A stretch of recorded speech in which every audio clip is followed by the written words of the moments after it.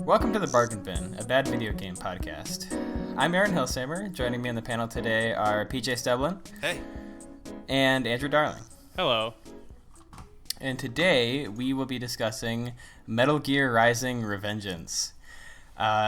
This is a game that falls somewhere in the insanely convoluted Metal Gear Solid timeline, in which you play as Raiden, a privately contracted military cyborg.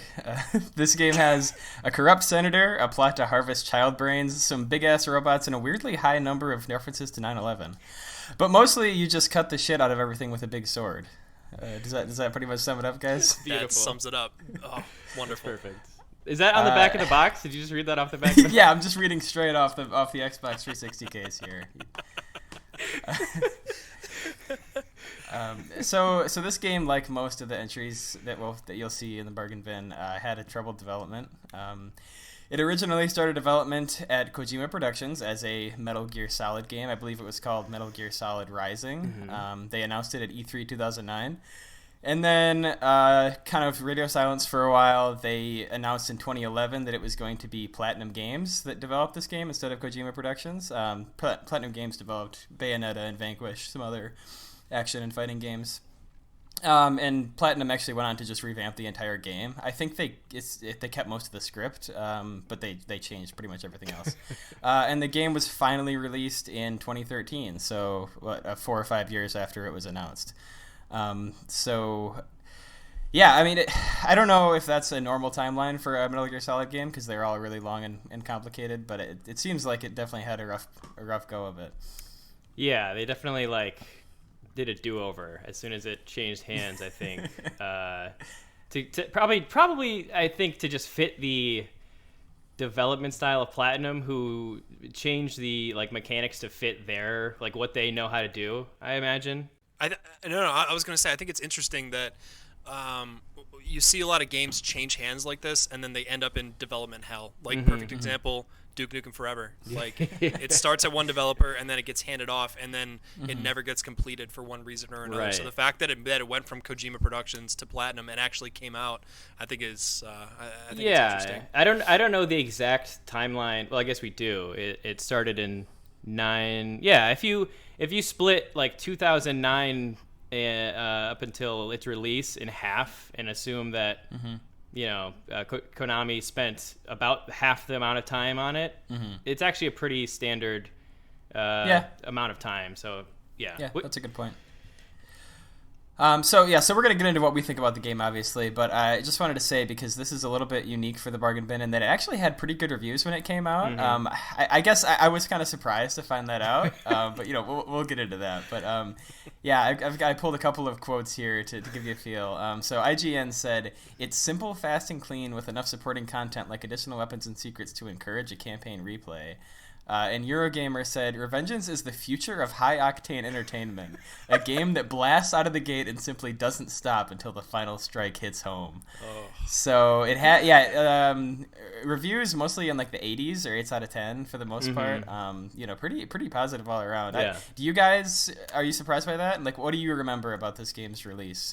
So I think I was the one who nominated this game. I definitely before we even did the bargain bin, I definitely recommended it to you, even though I hadn't played it. I kind of I don't know, half as a joke, I guess, but half because I love Metal Gear 4, and this is just a hilarious distillation of Metal Gear 4, I think, in a lot of ways, but we'll get into that. I remember the trailer for Metal Gear Solid Rising, the initial concept.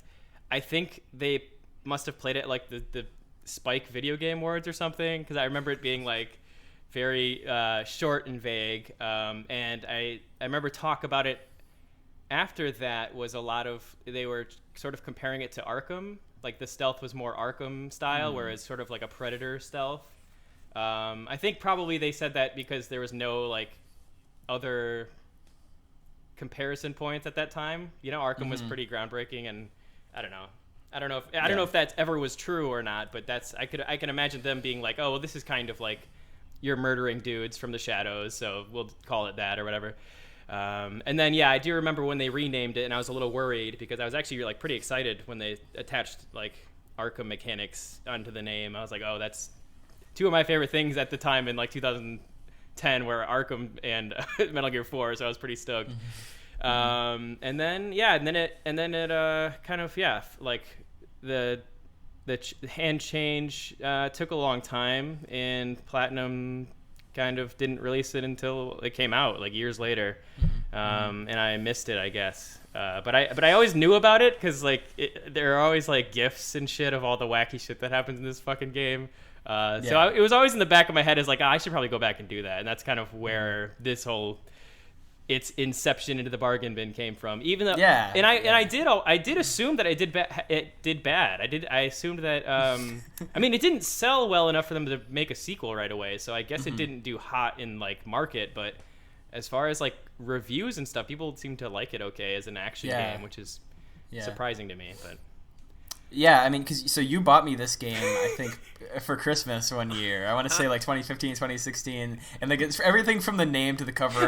Like it was clearly like a gag gift, and I remember we just sat down and played it that first night, and we're just crying, laughing at how ridiculous this game was. Because just the fact that and I'll let PJ say his background with the game, but you run around with a sword, and like the whole mechanic is you just chop things to oblivion. So like basically everything in the game is just sliceable into 5,000 pieces. Right. Like imagine if you played Wii Sports Resort, like the sword cutting game. Yep. It's basically that, but just like it's on steroids. Yeah. It's that moment in Kill Bill where she cuts that dude in half, but that's the entire movie instead. Yes. Yeah. Oh my god, that's funny. So you guys played it one time, and then did you touch it after that? No. Did you play it I think we played it a couple times over the course of like a week. Yeah, we tried to over the years finish it together because I always thought that would be a really funny thing to do, and then it just never happened. And then this came along, and I was like, well, fuck, I guess we're playing it now. And it's sort of a black sheep of the Metal Gear franchise. Yep. It is, and so my history with it, I saw the trailer, I was blown away. I think it was more so seeing like the future of game physics before my eyes. Oh, that's the ability for them to cut. I think it was like a watermelon. Yeah, the cutting trailer. Cut cut what you will. I think it is. Yeah. Yeah, there you go. That's exactly it. And seeing that blew my mind. Yeah, that was very impressive.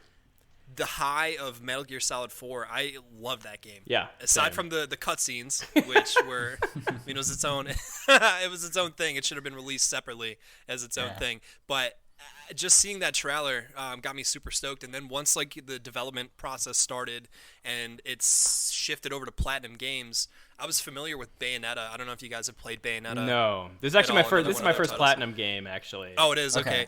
So like Platinum games are not for me. Yeah. Inherently, I'm just not a fan of the wacky hack and slash. But the addition, I think, of Metal Gear Solid and the Metal Gear Solid lore, I think that is what made it more appealing to me. I never bought it, and I kind of regret it at the time not buying it. But I think overall, the fact that they got Metal Gear Solid in it is what aesthetically made it pleasing. Definitely. Yeah. So.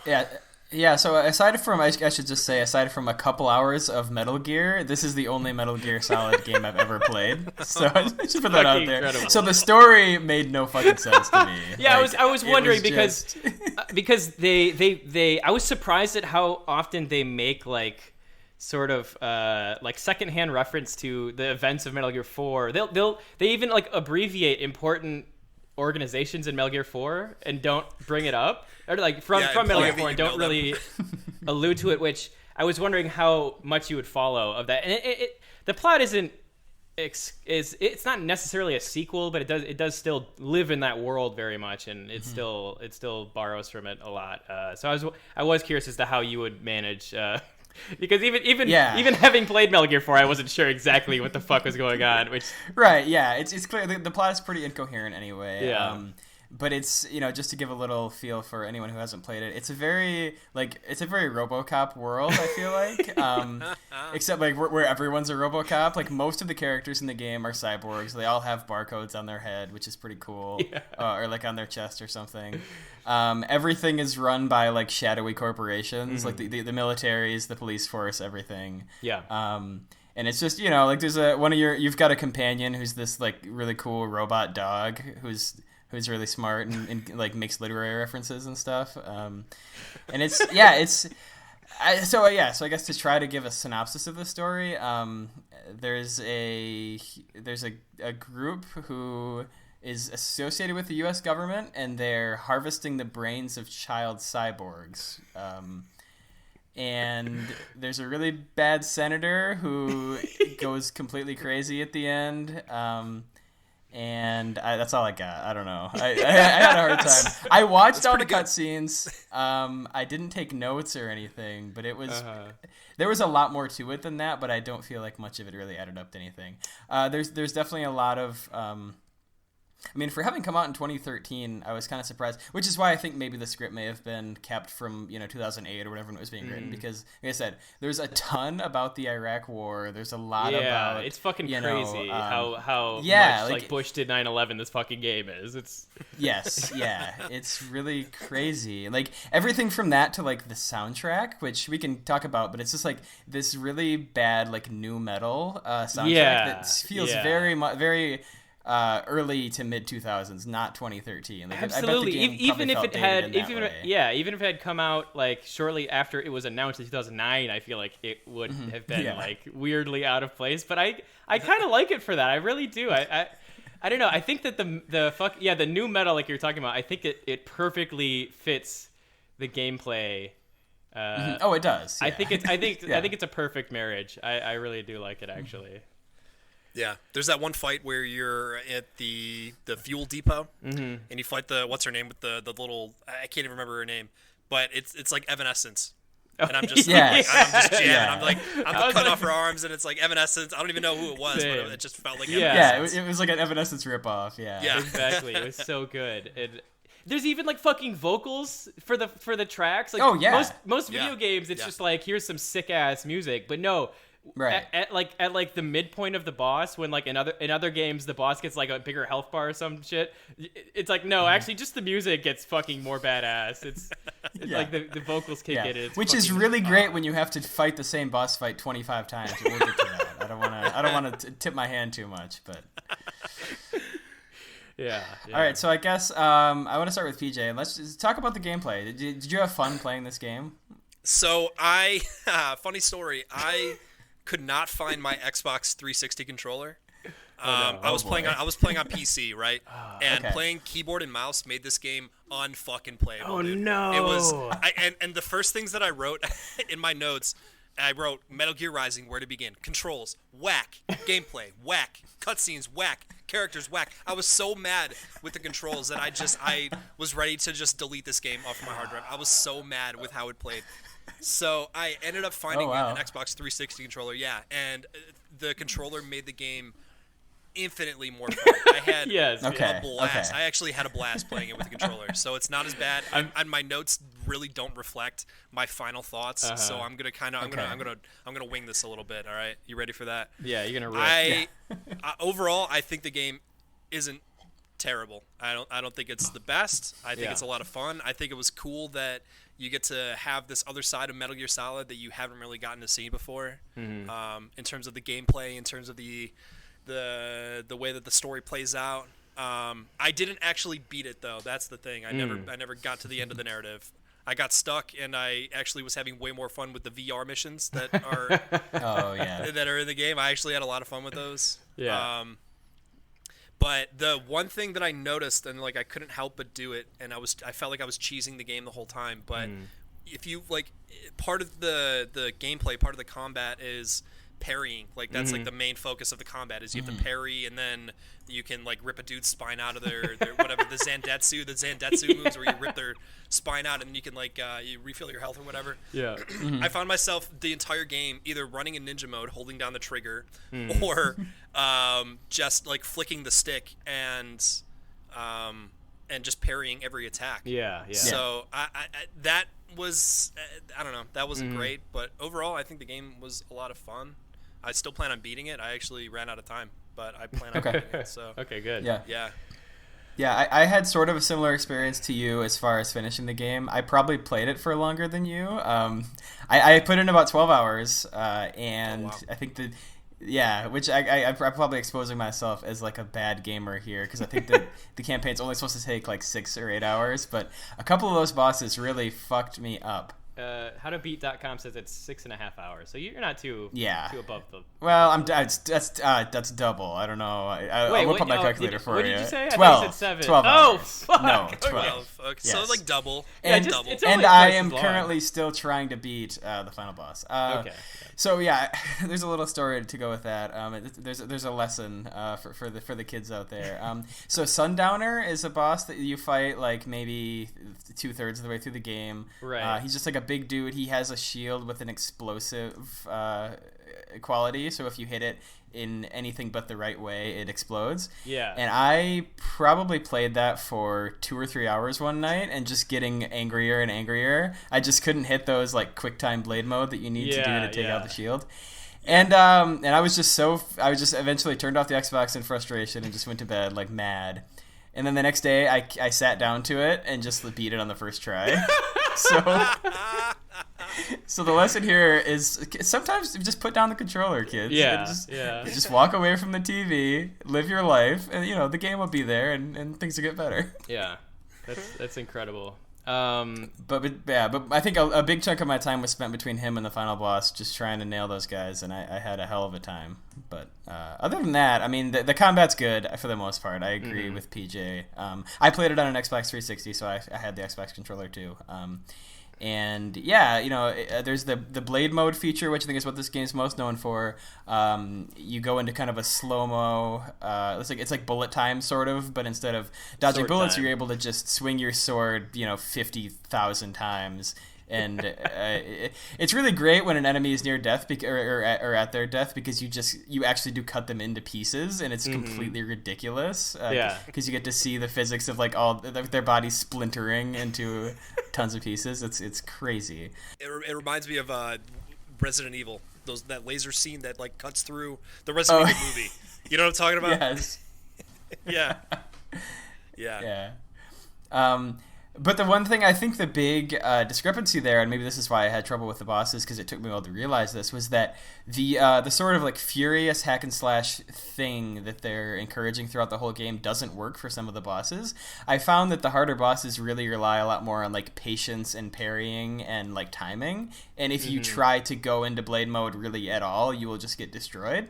If it's not when the game wants you to, and I thought that was kind of disappointing to me. Like the game promises this sort of like furious, just aggressive gameplay, but there are a lot of bosses that will just get you killed every time if you try to do it.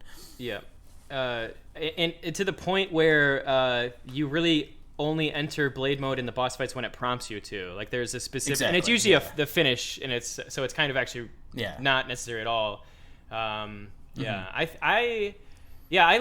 liked it. It took me a while to sort of get into the understanding of like using parry and blade mode at the right time. I thought I was going to go in and just blade mode dudes like legs off and then beat the shit out of them or whatever. But no, even in the fight, like the everyday fight, you have to kind of wait for a moment to use your blade mode, and sometimes it's right after the parry. You were talking about cutting a dude into like 100 pieces or whatever. There's a moment. In the boss fight with the dude with the sai, Monsoon. Oh yeah, Monsoon. Mm-hmm. There's a moment where he's like throwing airplanes or something at you, or tanks, or the helicopters and tanks, and it encourages you to go into blade mode to like slice it up to avoid doing it. And it doesn't ever stop you. It doesn't ever tell you to stop doing blade mode. And so I cut the helicopter into. And the wonderful thing about the game is it actually keeps track of how many pieces you've cut something into. I cut it. I must have been cutting it for 5 minutes. I cut it into literally over 1,000 pieces. My computer was like fucking over, like burning a hole in the floor. It was so hot because the game was a PowerPoint. It was a slideshow at that point.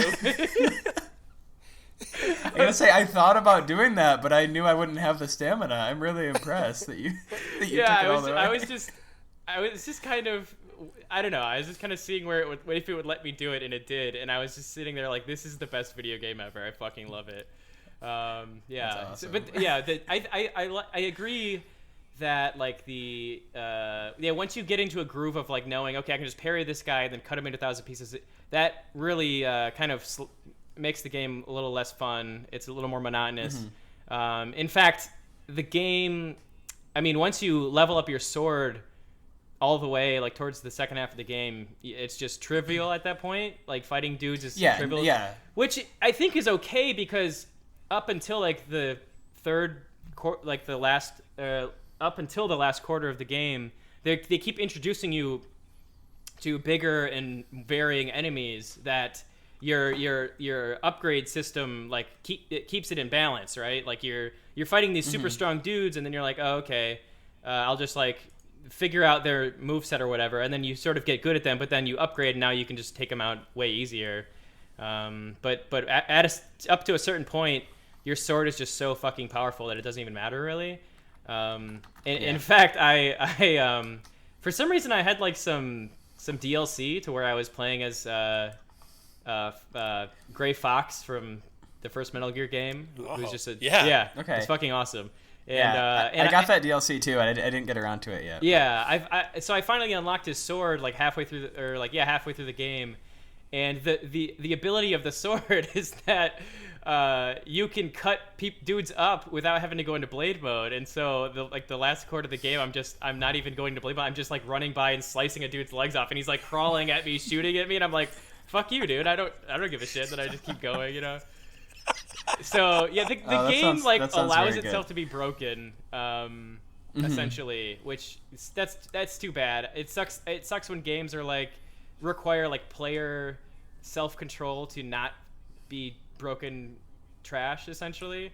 Yeah. I would say I was having way more fun in the first half of the game than the second half because of like maxing out my sword and then eventually getting that fucking, and it's a DLC weapon, so I guess it's fine.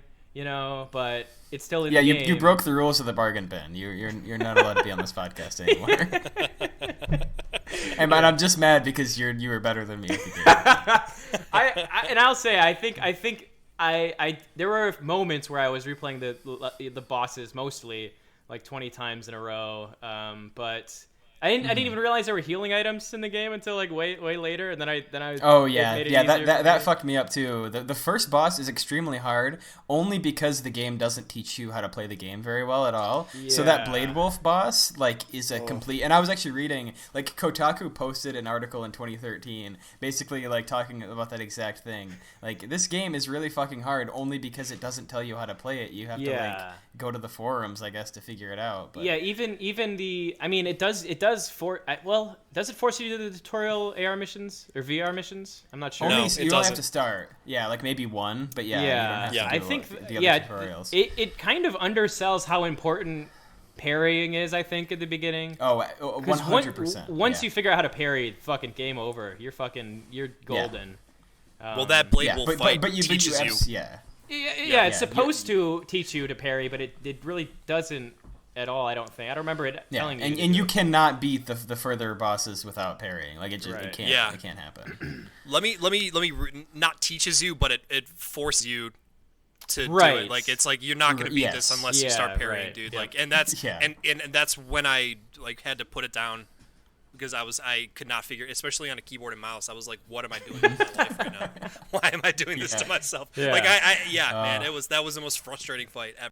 So one thing about this game that sticks out, I think maybe just partly because of the contrast from our first episode with Duke Nukem Forever, but this game is funny, and it's a lot funnier than Duke Nukem was, a comedy video game. Like there's just a lot of good one-liners like between Raiden and some other characters. One thing that always cracked me up every fucking time.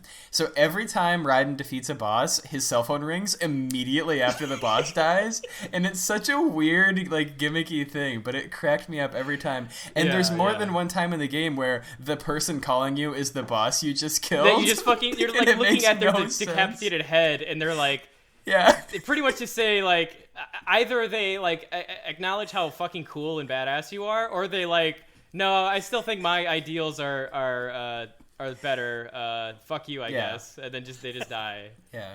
There's a fucking moment where the dead boss calls you, and then he calls somebody else to tell him that he fucked up. So you're on this, but they don't hang up with you. So you're on this 3-way call with 2 bosses. Yeah.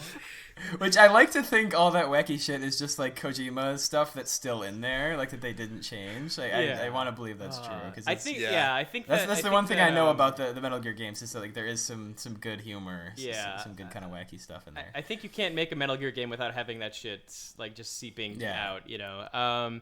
Some of the funny moments some of the top 10 funny moments of Metal Gear Rising. No, some of the funny moments I wrote down. I made note of where when you're playing as the mini gecko, like there's a moment where you're playing as like the little 3-armed enemy. He pulls like a USB out of his butt or something to like plug into the thing, and he tries to put it in the port, and then he flips it over and plugs it in. Yeah. That's awesome. Like even this fucking cyborg. Amazing. And this game came out in like 2011. That's a good joke. That's just a solid fucking joke. I also noted when you meet Sunny at the end of the game, she treats Blade Wolf like it's a fucking dog, like it's a puppy dog. And it's shake, and then I think it does shake, which is even funnier. Yeah, it does. Yeah, this like superhuman AI in a metallic dog body is basically rolling over and asking for treats. It's very good. And then what about that great comedy character George? What do we think of that fella? Oh man, the funniest. Comedy, the pinnacle of comedy. So weird. So Raiden finds a child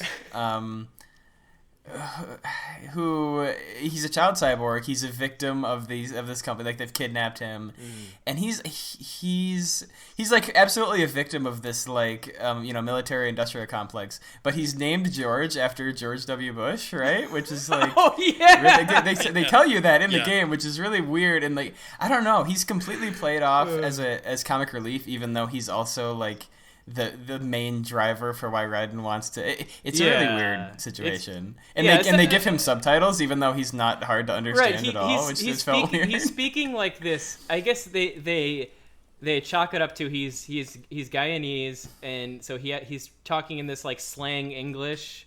But they give him English subtitles for the English that he's speaking. But also, it just reminded me of. So here's my summary of the character. In my notes, I just wrote George equals Jar Jar Binks. Oh yeah, you nailed it. Yeah. So there you go. That's all you need to know. So one thing you said that made me think. So earlier you mentioned, the boss will call you to tell you how he still thinks his ideals are good. This game spends an awful lot of time with Raiden talking to his enemies, and they're just having discussions about ideals and how the world should be and how to use or not use violence. And it really hits a turning point in the middle of the game where Raiden realizes that killing is bad, but then after he kills like 100 cops in Denver. He's like, why am I doing all this? These people didn't have a choice. Right. And then he just gets he gets over that by getting really mad and going into like Christopher Nolan's Joker mode. And then it's like it was so weird because the game wanted you to grapple with the fact that you're killing all these people, but then instead of actually going all the way with it, it's like, whatever, and then you spend the rest of the game killing people. Yeah, it makes no actual point. I wanted to write this down, but I felt like a pretentious asshole. But there's like a narrative dissonance in the game where there's that point where Raiden's wrestling with like, oh, should I murder these cyborg cops? Mm-hmm. But even if you don't, or even if you try not to, you can't proceed with the level, so it doesn't matter. Yes, like like the story is trying to tell you that violence isn't always the way, but the game is telling you violence is the only way, and it's just dumb. Like don't even put that in there then, because it doesn't make any sense. It was weird. I appreciated. I like in Metal Gear when half of the game is two people standing in a field with guns pointing at each other talking about like the military industrial complex and shit. I love that shit. Yeah. But in this game, the weird corner that they've taken is not. It just doesn't make any sense. I don't know. Especially when in like classic Metal Gear, you do have a choice as to whether or not kill somebody. In fact, you're rewarded for not killing anybody. Mm-hmm. So to put this in a Metal Gear game where you almost always where not only are you graded on a fucking A through or S through D scale if you killed enough people good, it just doesn't seem like it works. I don't know. Yeah.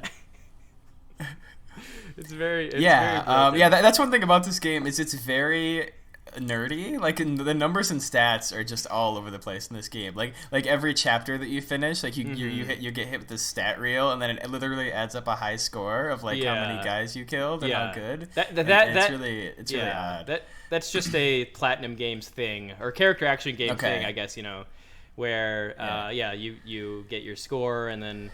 But the thing about the score system in this game is it's like, did you slice enough arms off or legs? And then the game is also like, but killing, but don't do that. It's just, oh god, it doesn't make any sense. And you mentioned that about the stealth game. So obviously, when this game was at Kojima Studios, stealth was going to be a big aspect of it, right? Like that was part of how it was advertised because all Metal Gear Solid games were like that. But then Platinum Games basically scrapped the whole stealth idea, except for 10% of it, which they kept. Yeah. Because there are still times where you're trying not to get detected, but there's no way to sneak around. Yeah, so you end up just like walking directly behind someone and pressing the action button to kill them. And like you can still get in the patented Metal Gear Solid cardboard box, but like the stealth in this game is so dumb and so bad. Yeah, they still make you do it sometimes. I didn't do a successful stealth clearing of a room until my second playthrough, which I did play the game. I did start the game over. Oh wow! Because I'm a fucking good for you. Yeah, we should say so.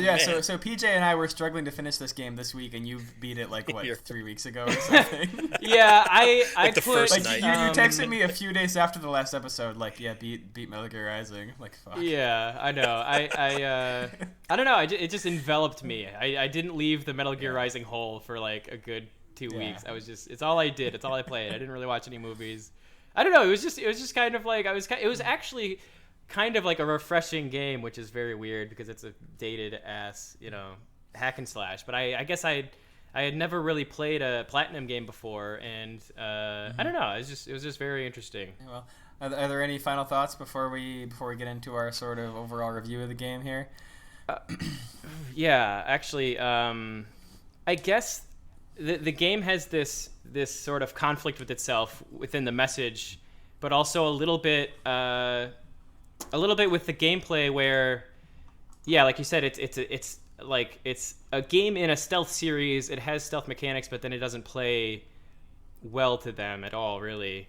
But I think that for me, if you play this game as if it's sort of like a on-rails shooter or something, it is immensely fun. It is, and it even like feels like tonally like it was supposed to be played in a fucking like arcade with a fucking Wiimote or something. It reminds me of like just like it has like the campy ass vibe of like those Jurassic Park or Terminator on-rails shooters in arcades or House of the Dead or something, where like sometimes literally just guys will jump out at you and you have to slice them up real quick, and it's just I really like that. I really like that tone. I think it works really well. The violence abstinence message is weird, but the other stuff that it talks about is actually really interesting. We didn't even get into memes, which I guess is just this game's word for ideals or something. Is kind of what I got it from. Yeah, right. It's sort of using like a funnyjunk.com version of meme, right? Where it means like sort of like cultural ideas and things that permeate. Yeah. But I think that it doesn't really talk about much, but it does bring up a lot of interesting ideas that I liked. Yeah, I honestly like that. The game isn't always what it promised. It's not what it promised to be in the initial trailer, where you were just cutting everything up and using that to your tactical advantage. But there are some moments where you do cut like the legs of a bridge off, and then the dude falls. I don't know if you guys saw those moments, but that was cool. You do just get to cut a helicopter into 1,000 pieces, so it like flies this like nice middle line of like what you think the game's going to be and what it is trying to be and where it actually is, and I think it's okay. I like it a lot, actually. Okay, yeah. So that means you would pick it up from the bargain bin? I would, and I'm glad I did. Yeah. I would pick it up from the bargain bin. Yeah. What about you guys? PJ? Yeah, no, I have to mirror that. I think I completely agree. To be honest with you, I think it was a lot of fun coming back to this time frame in the Metal Gear Solid series. I really, really enjoyed Metal Gear Solid 4. I think it was a lot of fun. I think when the time that it came out, it was the right time for that game to come out in the right time frame, and being able to get back to then with a different character and a different style of gameplay, I think was very exciting for me. I was actually really stoked to play this because this was one that was on my list to play years ago, and it was just like, I'm not really a huge fan of this kind of gameplay, but at some point I knew I was going to give it a shot, so this was the perfect time. I think overall I'm actually looking forward to beating it and playing it again, to be completely honest. I'm having that much fun. Yeah, I think it's campy, it's nonsensical, but overall I think it's a wild ride. Yeah. That is something that I think a lot of people haven't played, and I think they should. I think people should play this game. Totally, yeah. I have to say I agree with both of you guys. I'm grateful for this podcast because this is a game I wouldn't. I mean, besides the fact that Andrew gave it to me years ago, but like it sat on my shelf and I never played it and probably never would have played it if not for this. But I did have a good time. I mean, the story is pretty. It's very melodramatic, and I don't think the messages are really worth digging into. And the difficulty of some of the bosses really got in my way of enjoying the game. Like, I was just frustrated, but I may be the only one here who felt that way. I'm still struggling with the final boss, but I will go back and beat it, I'm sure, because I've invested this much time. But yeah, I mean, it's a super fun game where you get to like jump across like hurtling RPGs like they're lily pads in order to jump 500 feet in the air to chop a giant helicopter into a million pieces. So that's the highest praise I can give a video game. Also, the Armstrong, the final boss, screams that he wants to make America great again in that last cutscene, and this is in 2013, so I don't know what to make of that. Yeah, that fucking blew my mind. I had known that before that the game had done that because it popped up on Twitter or something, but I forgot about it, and so when that moment came, my fucking head exploded. I was in tears. Yeah, it's pretty wild. PJ's dying right now. I can't. That's unbelievable, man. I guess, yeah, you'll see. So quickly, do you guys have any games you'd recommend either in place of this or a better version of this, or just similar if you liked this crazy game? So I haven't played it. I've seen a lot of gameplay from it, and actually I want to get this game for the Switch. It's another game from Platinum. It's Bayonetta. I think the gameplay is very similar. The aesthetic obviously isn't the same, but it's the same kind of like wacky, zany kind of combat. Like she fights and has guns attached to her heels, I think, is how the combat is. Her heels are guns. Yeah, exactly. Yeah. So it's insane, but I think if you enjoy those games, play this, and vice versa. If you played this, go and play those games. Yeah, I was gonna say, I would say play Metal Gear Solid 4, where this version of Raiden was introduced. It's it's just as stupid, but I think that the core gameplay is infinitely better, just because it's a series that has been building up that system for so long that it wasn't their first go at making a stealth game, I guess. So it's actually really a good game. I think a lot of people think of it as like a kind of a weirder entry in the series, if I'm not mistaken. But it was my first Metal Gear game, and it got me into a very good series. So, and I'm gonna second what PJ said, and I think that personally, I'm gonna go and play like probably Bayonetta or something. I never would have. I also wasn't really interested in playing Platinum games. I played their Transformer game, I think, and that's fine. But but that exists. Sorry, you made a Transformer Sorry to game. Drop that on you. Yeah. Oh no! It's another game where you fight 100-foot robots. So maybe that's your first pinky toe in the water for Platinum games. From here, but yeah, I'm gonna go out and play Bayonetta for sure because I had so much fun with this game. Yeah, I think I want to play both those games too. And so this game did not come out on the Wii, and I think it would have been very bad if it did. But the Wii remote is kind of perfect for sword fighting antics, and so what I want to recommend is two games. One is, as I mentioned earlier, Wii Sports Resort. The sword fighting is really good in that game. It is actually really but also Red Steel 2, which is just this crazy like Western game for the Wii where you use the Wii as a sword and do a lot of goofy shit with the sword. And I loved it when I first played it. They made a sequel? I played Red Steel 1. I didn't know they made a Red Steel 2. Yeah, Red Steel 2 is the only one that I've played. I don't know about Red Steel 1, but that was on delightful. the Wii, and it was crazy. Aaron, this is going to flip your shit, but I think that's on the list. I think Red Steel 2 is on the list for the bargain bin, like, future. Oh, you know what? Topics. It probably is. Yeah, I probably put it there. well, maybe I'm teasing a future entry. I don't know. Yeah, maybe we'll get into that. I also think Metal Gear 4 would be an interesting topic, but I don't know how people would we're gonna need like a 6-month hiatus for me to play that game, I'm pretty sure. So that game was so insane. It would make you stop and wait for it to like install the next chapter of the game. Oh, yeah. That's how like big the chapters. You remember that? Yeah, you would just watch like Snake smoke a cigarette for 2 hours. Yeah. It's fucking incredible. It installs that chapter. That was insane. Yeah, that's a fucking crazy game. We gotta play that game. But yeah, play that game. Awesome. All right. Well, I think that about wraps it up. What do you guys think?